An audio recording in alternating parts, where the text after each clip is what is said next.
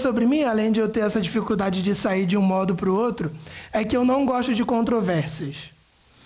E embora talvez o Maurício pense diferente, porque eu e ele a gente conversa e geralmente a gente discorda nas coisas, eu não gosto desse desconforto.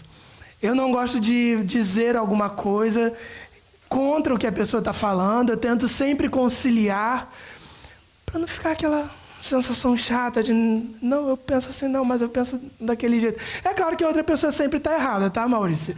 Mas assim... É brincadeira. Eu gosto da oportunidade de aprender, mas ao mesmo tempo eu não gosto de deixar clara a minha opinião e mesmo que eu tenha certeza de estar certo e mesmo que seja algo muito sério. Eu tenho dificuldade com controvérsias. Mas Jesus definitivamente não era assim. Jesus não corava de vergonha ao contrapor os seus adversários, ao dizer aquilo que era a verdade, porque o próprio Cristo era a verdade. Ele não tinha medo de contrapor outras pessoas, ele não tinha problema com aquele mal-estar. Ele não tinha medo da opinião das pessoas. E isso ficou muito evidente desde cedo. Na verdade, desde quando Jesus era um bebê. Tudo que Jesus fez, ensinou, tudo que Jesus é. Na verdade, divide a humanidade em dois grupos. O grupo daqueles que aceitam as verdades do que ele faz, e ensina, e o grupo daqueles que rejeitam. O texto de hoje nos mostra isso, e nos mostra isso por meio de uma profecia. Então abra lá sua Bíblia em Lucas 2. Realmente não tinha como Jesus se envolver numa controvérsia desde bebê, mas havia já uma profecia sobre o que aconteceria durante o ministério de Cristo. Então abra lá sua Bíblia em Lucas 2, versículos 33 a 40, e assim nós daremos continuidade à nossa série, 1 a 1, o Evangelho que muda tudo, exposições no Evangelho de Lucas.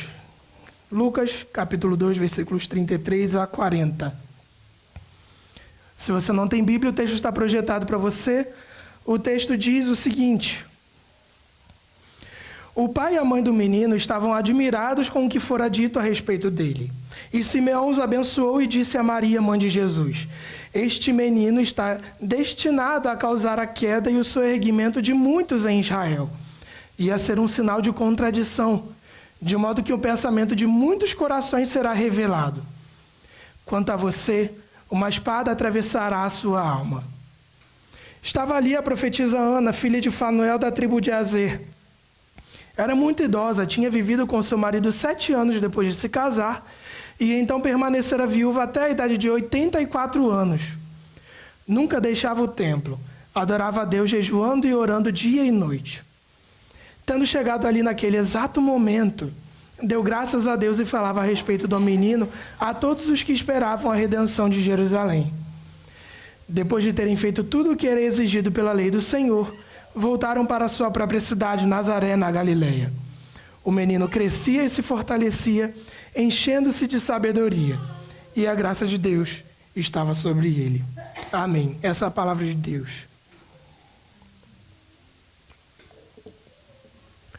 Esse texto levanta uma questão nesses 3 episódios que estão relatados aqui. E essa questão para todo leitor é: quem é você diante de Jesus? O texto, na verdade, vira a mesa de uma pergunta muito tradicional que a gente tem em nosso meio. Quem é Jesus para você? O texto não coloca você no centro, mas o texto coloca Jesus no centro ao fazer em 8 versículos 6 referências a ele, ao menino Jesus, que está lá no verso 27. O tempo todo Jesus é aquele que é referido. E não só o nosso texto, mas a Bíblia inteira nos mostra um Jesus que é muito diferente do Jesus popular, do Jesus da nossa cultura. O Jesus da nossa cultura nos coloca no controle.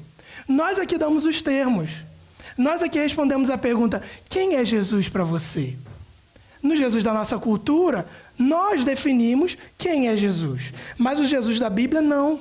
Ele está no controle, ele está no centro, ele dá os termos. E, na verdade, nós é que somos definidos de acordo com a nossa posição diante dele.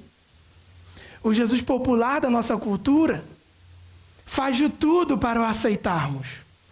O Jesus da Bíblia não faz questão da nossa aprovação. Ele faz o que faz, é o que é, independentemente da nossa aceitação ou da nossa reação diante dele. Ele é quem ele é. O Jesus popular da nossa cultura é mais uma opção na prateleira do mercado religioso de nosso tempo. O Jesus da Bíblia se coloca como a única opção. A única opção que define o destino eterno daqueles que estão diante dele. Para um lado ou para outro. Para uma opinião ou para outra. O Jesus popular da nossa cultura é o mestre que une. É o mestre que traz ensinamentos que, se todos obedecessem, o mundo seria melhor. Ele une. Ele prega o amor, o respeito e a tolerância. O Jesus da Bíblia, diz o nosso texto, é um sinal de contradição, de controvérsia, de divisão. John Stott, um teólogo do século XX, em inglês, muito engajado com a cultura, muito preocupado em unir o cristianismo, muito preocupado em dialogar e oferecer respostas ao mundo contemporâneo, ele diz em seu livro Controvérsias de Jesus: a imagem popular de um Cristo manso, suave e tranquilo simplesmente não funciona, é falsa. Sem dúvida, ele era cheio de amor, de compaixão e de ternura. Contudo, também era desembaraçado quando precisava expor o erro e denunciar o pecado, especialmente a hipocrisia. Cristo era um controversista. Um outro teólogo, um alemão, perseguido pelo nazismo, afirmou: a humanidade até hoje se divide e continuará a se dividir diante de Jesus. E a minha pergunta é, então, quem é você diante de Jesus? O nosso texto vai explorar isso em 3 momentos. No primeiro momento, quem é você diante da missão de Cristo Jesus? Diante de seu ensino e sua obra. Versículos 33 a 35. Depois, quem é você diante da redenção de Cristo Jesus, diante do que ele está realizando no mundo e na história? Isso nós veremos nos versículos 36 a 38. E por fim, quem é você diante da natureza de Cristo Jesus? Diante de quem ele é, diante da sua essência. Veremos isso nos versículos 39 a 40. Então, primeiramente, versículos 33 a 35. O versículo 33 diz: e o pai e a mãe do menino Jesus, estavam admirados com o que fora dito a respeito dele. Essa admiração só faz sentido diante do texto anterior, que nós vimos na semana passada, em que Simeão, um homem justo e piedoso, que estava sempre no templo, esperava a redenção de Israel, fala coisas maravilhosas a respeito daquele menino. Ele diz, depois de ser levado pelo Espírito ao templo, ele diz: ó soberano, como prometeste, agora podes despedir em paz o teu servo, pois os meus olhos já viram a tua salvação, que preparaste à vista de todos os povos, luz para a revelação aos gentios e para a glória de Israel, teu povo. Você pode imaginar a grande admiração dos pais de Jesus. Mesmo que essa notícia fosse repetida diversas vezes, coisas grandiosas provocam admiração. Imagine você que você tem um filho com seus 40 dias de idade, 40 dias de nascido, e vez após outra, além das profecias anteriores, você ouve pessoas dizendo: ó, esse menino vai ser o grande presidente do Brasil, que vai dar jeito em Brasília, que vai dar jeito em todas as coisas. Você já acharia isso demais. Agora imagina um filho que dará jeito e vai consertar o mundo e colocará o povo de Deus de novo numa posição de glória. Sim, de modo nenhum, José e Maria poderiam dizer: beleza, já sei, tá bom, chega de falar sobre o menino. Não, isso é admirável. E então, Simeão continua, depois de seu cântico, E aí o versículo 34, depois dessa admiração do pai e da mãe do menino, ele diz, vai estar um pouco diferente da sua versão, ele diz, e Simeão os abençoou e disse a Maria, mãe de Jesus, veja bem, este menino está destinado a causar a queda e o sorregimento de muitos em Israel, a causar a ruína e a elevação de muitos em Israel, e a ser um sinal de contradição. E ele dá uma pausa no original, e a sua própria alma vai ser atravessada por uma espada, de modo que o pensamento de muitos corações será revelado. Esse deslocamento dessa sentença sobre a espada na alma de Maria nos mostra que a obra de Cristo, a sua morte, seria o ápice da rejeição, da controvérsia. Então, ele fala de 3 efeitos que o ensino e a obra de Jesus teriam. Primeiro, a queda e o sorregimento, ruína e elevação. A nova tradução na linguagem de hoje diz destruição e salvação, porque essas 2 palavras são muito usadas no contexto de ruína eterna, condenação eterna, e de ressurreição para a vida eterna. Isso você pode ver, por exemplo, no texto de Mateus 7, 27, Hebreus 6, 6, Romanos, Apocalipse 20, João 11, 24. Essa palavra elevação, muitas vezes, geralmente significa ressurreição. Então aqui aponta para algo temporal, que aconteceria nas controvérsias de Jesus, na contradição que Jesus traria com seu ensino e sua obra, mas não só algo temporal, algo também eterno. Jesus seria um sinal de contradição, esse é o segundo efeito. Um alvo de controvérsia. O seu ensino não seria popular, não seria acolhido, abraçado e obedecido por todos. Não seria agradável a todos.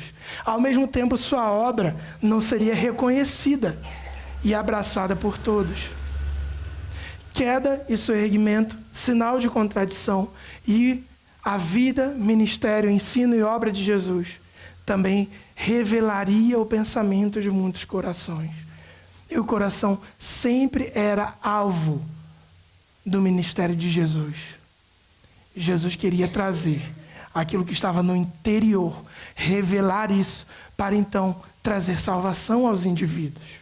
Em resumo, os pais de Jesus estavam maravilhados com o que estava sendo dito a respeito dele. Eles tinham motivo para isso.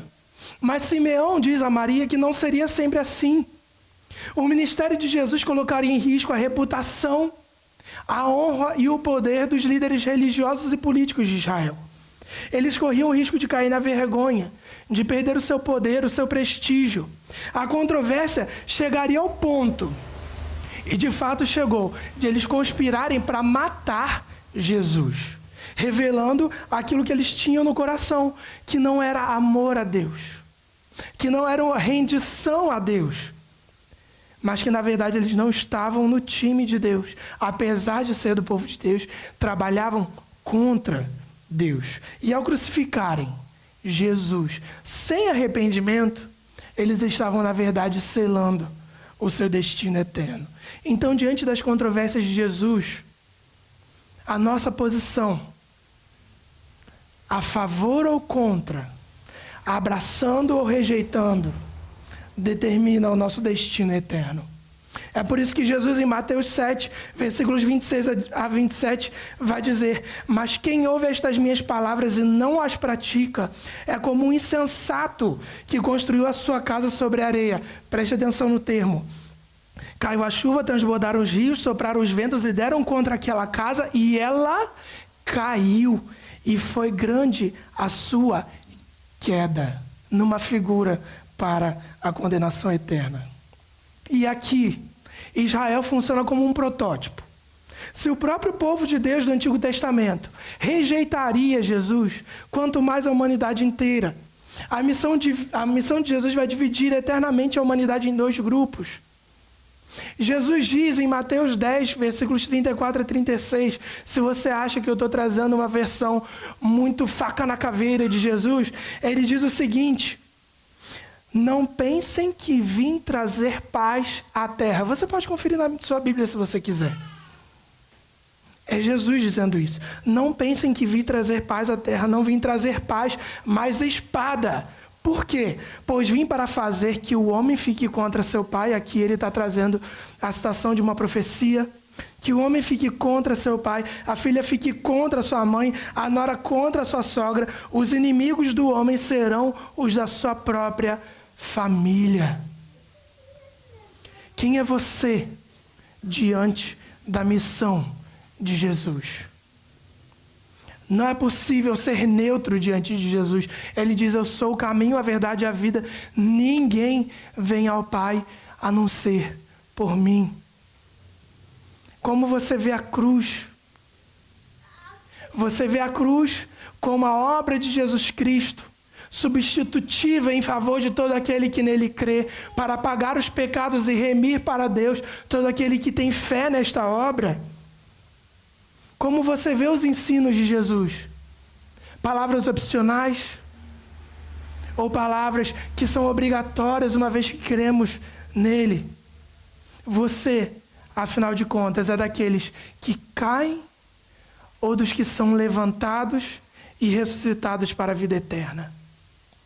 Mais do que isso, o que Cristo Jesus revela sobre o seu coração? Um coração que ama e se rende ao Senhor, ou um coração que ainda se opõe a Ele? Todas essas coisas estão juntas. Você não pode rejeitar uma e abraçar a outra. Jesus é um pacote completo. Outra aplicação, dessa vez para os crentes: a nossa evangelização nem sempre será bem sucedida, e está tudo bem, porque a obra, o ensino, a pessoa de Jesus dividem a humanidade em dois grupos. Alguns ouvirão a nossa mensagem, mas mesmo assim caminharão para a ruína eterna. Então, queridos, a belíssima e grandiosa missão de Jesus não é aceita por todos. Ela divide a humanidade em dois grupos: aqueles que vão para a ruína eterna e aqueles que serão levantados, ressuscitados para a vida eterna. Isso nunca vai mudar. E a pergunta que surge para nós é: de que lado você está? Quem é você diante da missão de Jesus? E claramente, essa missão de Jesus, que não é aceita por todos, gera efeitos visíveis na vida daqueles que a aceitam. O texto nos traz um exemplo de como essa vida, a partir lá do versículo 36. Estava ali a profetisa Ana. Profetiza. Vamos lá. Profeta sempre foi alguém que recebe revelações de Deus e transmite ao povo. Transmite a vontade de Deus ao povo. Você vai se lembrar que no período de 400 anos antes de Cristo, o povo de Israel vivia um silêncio profético. E aí você pode pensar: então como assim uma profetisa Ana? Primeiro, não sabemos desde quando ela profetizava, mas a verdade é que ela não era uma profetisa inspirada. Você não vai encontrar o livro de Ana, e se você encontrar, saiba que ele nunca foi aceito pela igreja e não é autêntico. Não existe, por exemplo, livro do profeta Simeão, apesar de ele ter profetizado. Então, profeta aqui tem mais a ver com alguém que interpreta, conhece a lei e traz uma palavra de Deus que às vezes é simples dedução da lei e às vezes é trazida de Deus de forma sobrenatural. É assim que acontecia com os livros proféticos, com os profetas do Antigo Testamento. Mas esses profetas se tornaram parte da palavra de Deus. Não foi o caso com a profetisa Ana. Então, continuando, ela era filha de Fanuel, da tribo de Azer, uma tribo que não era muito notável. Ela era muito idosa. Tinha vivido com seu marido 7 anos e depois de se casar, então permanecera viúva até a idade de 84 anos. Uma curiosidade aqui, você vai ver outras coisas em outras versões. Ela poderia ter ficado viúva por 84 anos ou ter 84 anos de idade. E é muito provável que a interpretação correta seja que ela tinha 84 anos, porque senão ela teria pelo menos 105 anos. Não parece ser o caso aqui, porque ela ainda tinha muito vigor. Diz o texto: ela nunca deixava o templo adorava a Deus jejuando e orando dia e noite. Não sabemos se ela morava efetivamente no templo ou se é uma hipérbole daquele tipo, ela nunca saía do templo, como alguém que estava sempre indo e frequentando o templo. A verdade é que a vida de Ana era marcada por adoração, jejum e oração no templo. E ao olharmos isso e prosseguirmos em nossa análise do texto, diz o versículo 38, tendo chegado ali naquele exato momento, deu graças a Deus e falava a respeito do menino a todos os que esperavam a redenção de Jerusalém. Perceba, ela vivia em oração, adoração e jejum diante de Deus. E então quando vê o menino e ouve as palavras de Simeão, ela dá graças a Deus. Como quem pedia uma bênção a Deus e recebeu essa bênção de Deus. Provavelmente, a redenção, o Messias, a verdade que Simeão apresentou aqui em seu cântico, era o que Ana mais aguardava. Era aquilo pelo que ela orava. Seu jejum provavelmente não era uma barganha para conseguir benefícios, porque ela poderia ter se casado de novo, mas ela escolheu, depois de viúva, permanecer no templo em oração, adoração diante do Senhor. Não era uma demonstração de religiosidade por meio do jejum e do que ela fazia, mas uma verdadeira expectativa do que Deus queria e realizaria no mundo. E apesar, perceba, da condição humilde de Ana, uma condição de vergonha. Viuvez era vergonha. Apesar disso, ela é honrada por Deus, recebendo aquilo que ela mais aguardava, ver a redenção de Israel. É isso que nós podemos supor a partir desse texto. E então nós vemos aqui mais uma vez divisão. Porque sim, Ana era desse grupo que esperava, mas veja, ela no final ela falava a respeito do menino a todos os que esperavam a redenção de Jerusalém, indicando, nem todos esperavam a redenção de Jerusalém, mesmo dentro do povo de Deus. Querido, mais uma vez, a redenção de Israel é também uma ilustração daquilo que Deus pretendia desde o início fazer com toda a humanidade. Israel surgiu como povo representante de Deus para mostrar a sua glória às nações. A humanidade foi criada como imagem de Deus, representante para mostrar a glória de Deus na criação. Israel fracassou por causa do pecado, a humanidade fracassou por causa do pecado. O pecado levou Israel à ruína, maldições sobre a terra em que eles viviam, exílio, derrota diante dos inimigos, o perigo da morte. Ao mesmo tempo, a humanidade foi levada à ruína pelo pecado, maldições sobre a terra, afastamento, a humanidade foi afastada de Deus e morte. Israel sofreu as maldições da lei, que estão lá em Deuteronômio 28, capítulo seguinte. A humanidade sofreu as maldições e as punições que Deus pronunciou a eles em Gênesis 2 e 3.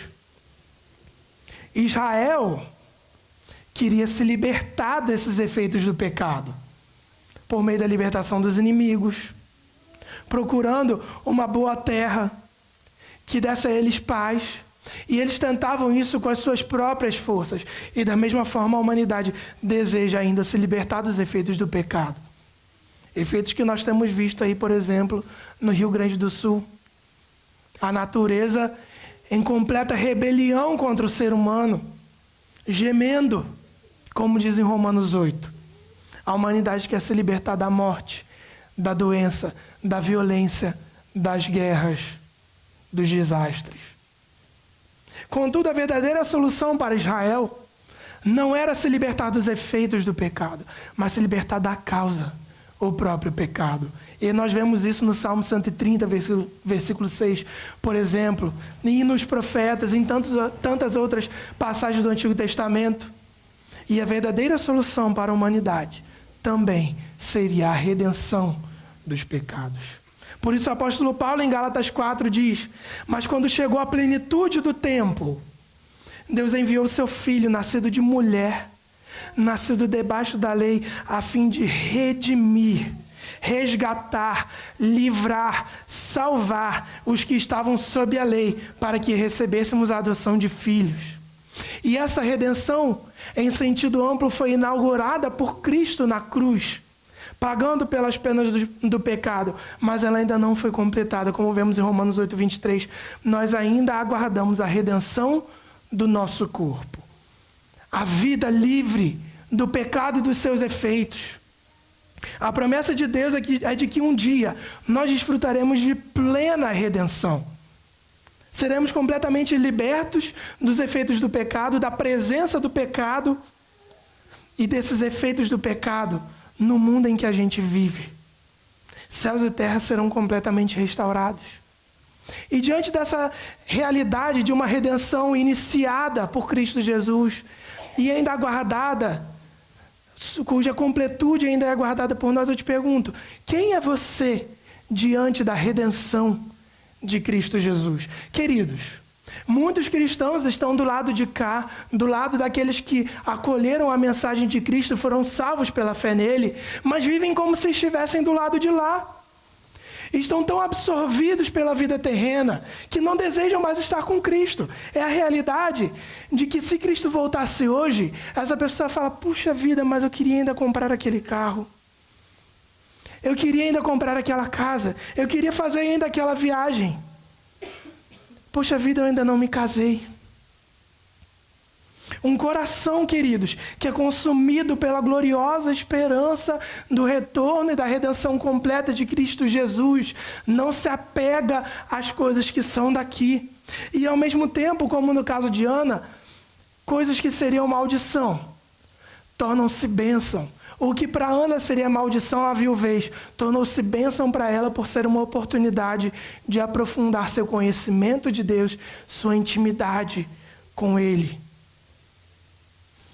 Quantas vezes, queridos, Deus nos tira coisas preciosas para nós, para que então restemos apenas nós e Ele, você e Ele, para que então nós percebamos que não precisávamos de mais nada.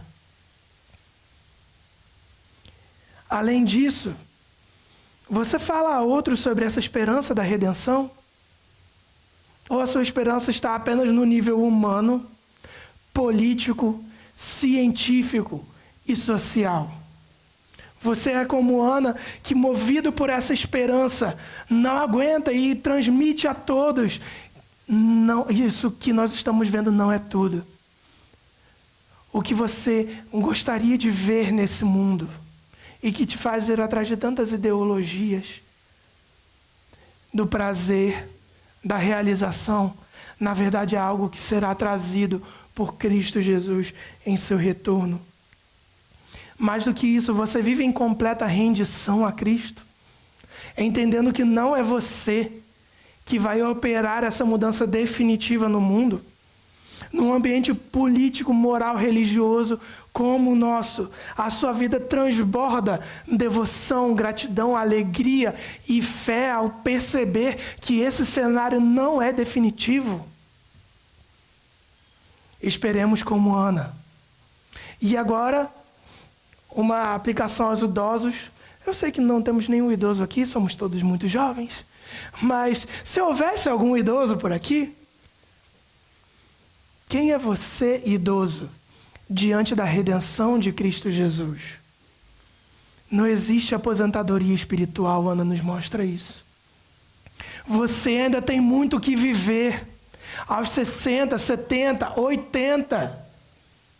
Você ainda está aqui por um propósito, e o único propósito de estarmos aqui é servirmos a Deus. Ana sabia disso e proclamou aos 84 anos ou mais a redenção de Cristo Jesus a todos que o aguardavam.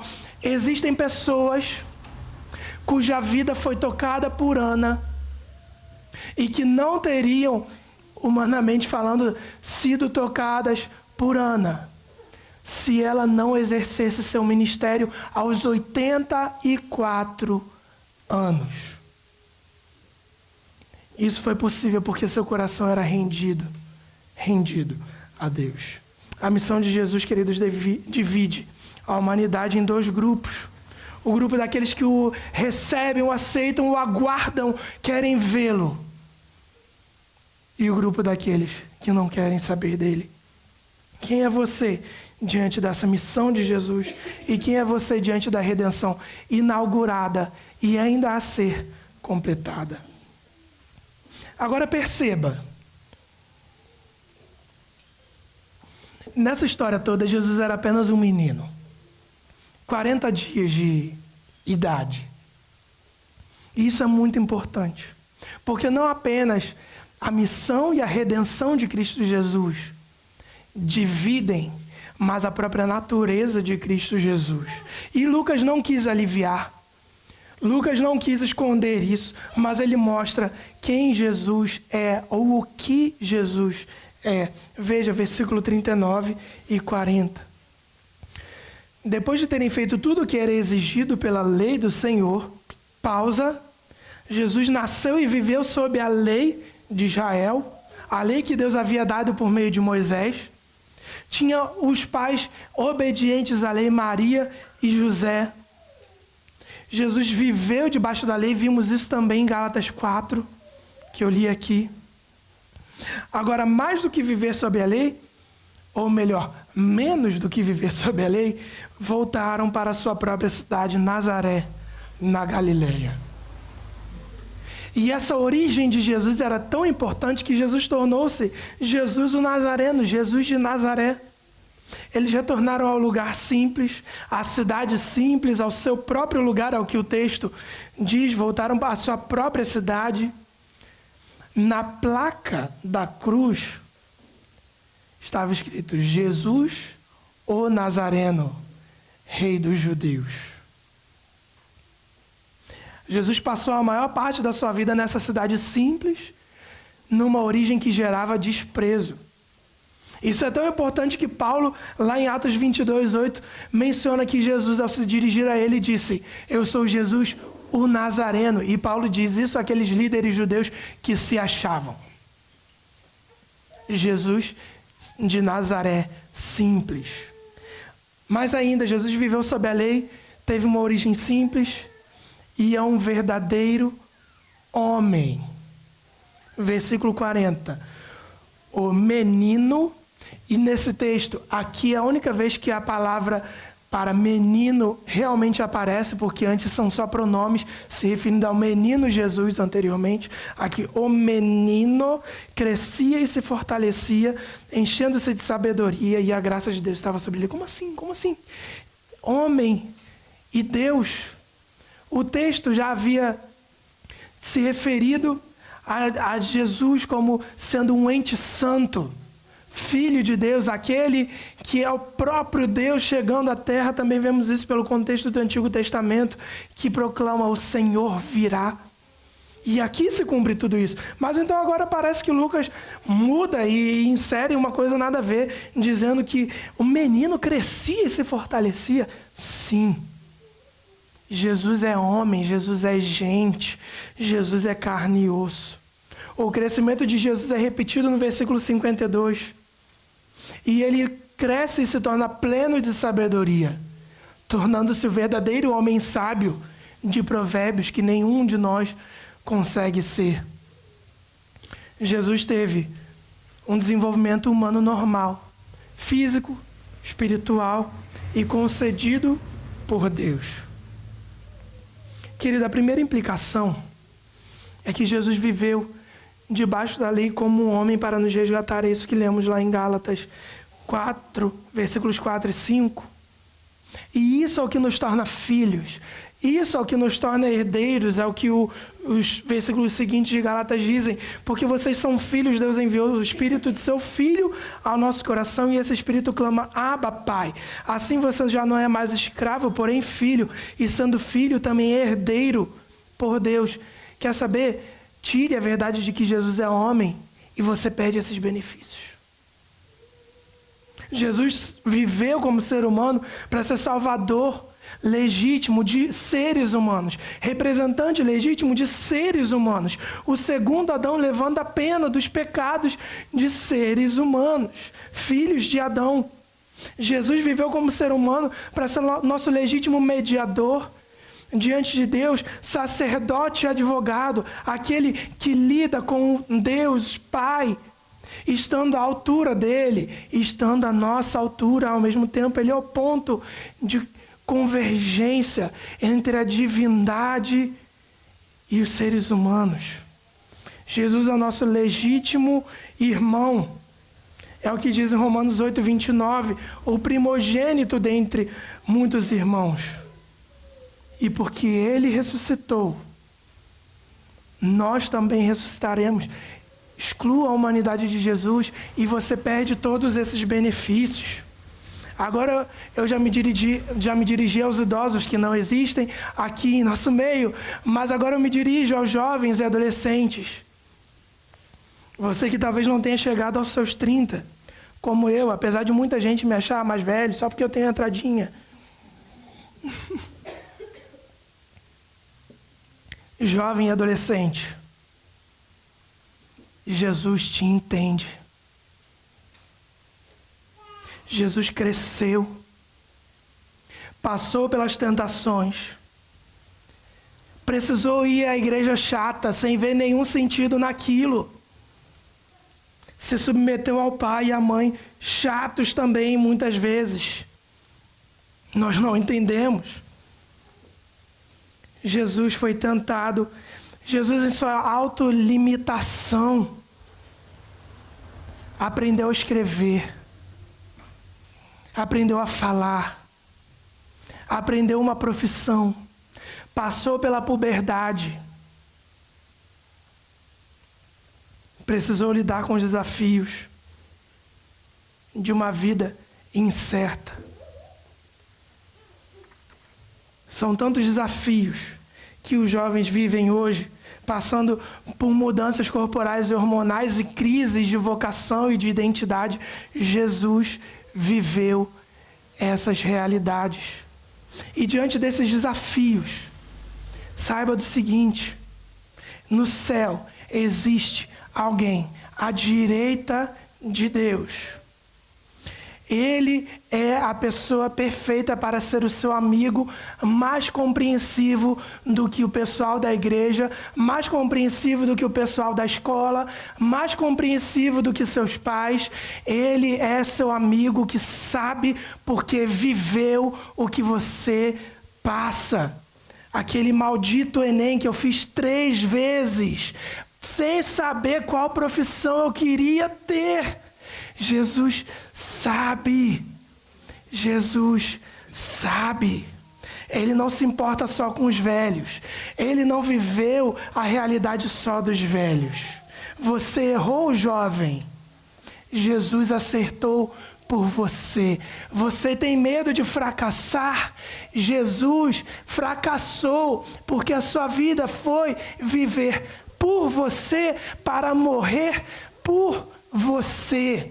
Jesus é o grande exemplo do fracassado, porque a sua missão era fracassar diante dos olhos humanos, para que por meio do seu fracasso ele fosse glorificado, e nós, fracassados de verdade, junto com ele, ele levou sobre si o nosso fracasso.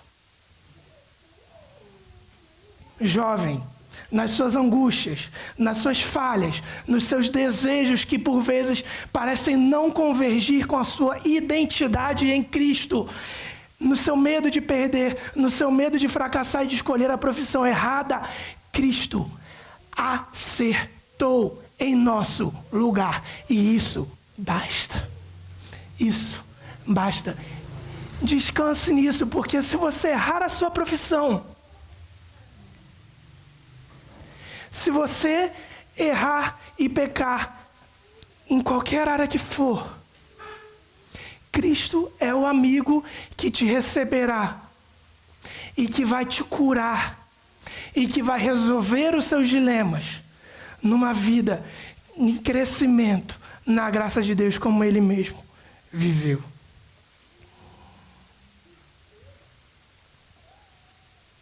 Queridos, Cristo também, em sua natureza, é rejeitado de maneira generalizada pelos líderes judeus, que não entendiam sua origem simples e sua origem divina.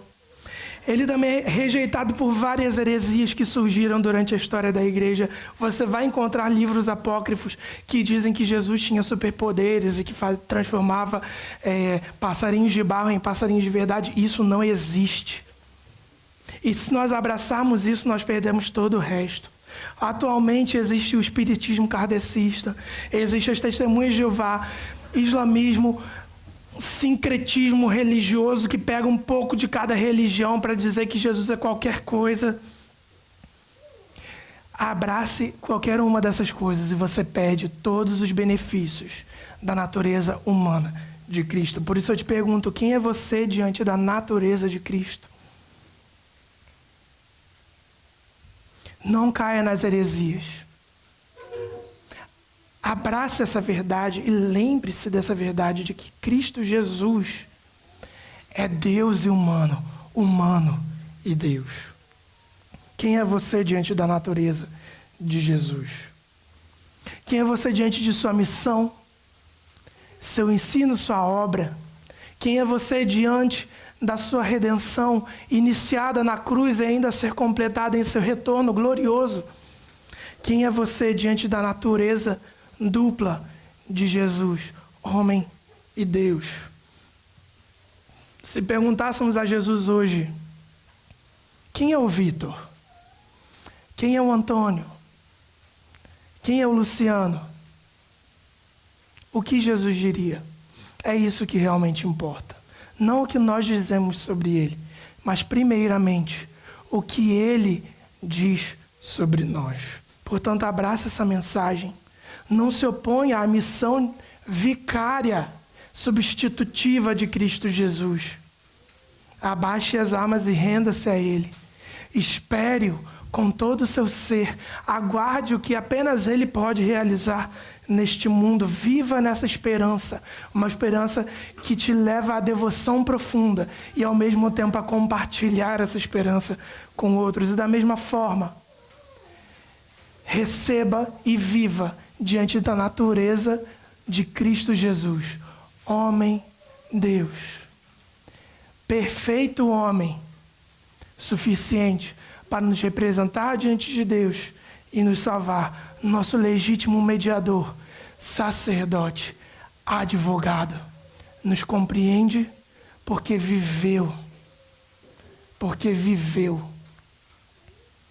sabe como é essa vida e pode nos socorrer em nossas fraquezas. Poucas verdades, queridos, encerrando. Poucas verdades são mais preciosas do que essa. E quando aprofundamos na palavra de Deus e encontramos esses tesouros de verdade, eles são muito mais preciosos do que uma leitura superficial e seletiva da palavra de Deus pode ser. Sim, Jesus é esse homem, Deus, rejeitado por muitos, recebido por poucos, glorificado hoje e que em breve também nos glorificará. É por isso que não existe ninguém como Jesus. Jesus é essa fonte de doçura, paz, tranquilidade, simplicidade, santidade. O meu desejo é que todos nós saímos daqui dizendo: Cristo Jesus, em tua missão, em tua redenção e em tua natureza, não há outro como tu. Não há outro que eu prefira além de ti. E as batidas do meu coração chamam o teu nome, Jesus. Amém? Oremos, queridos.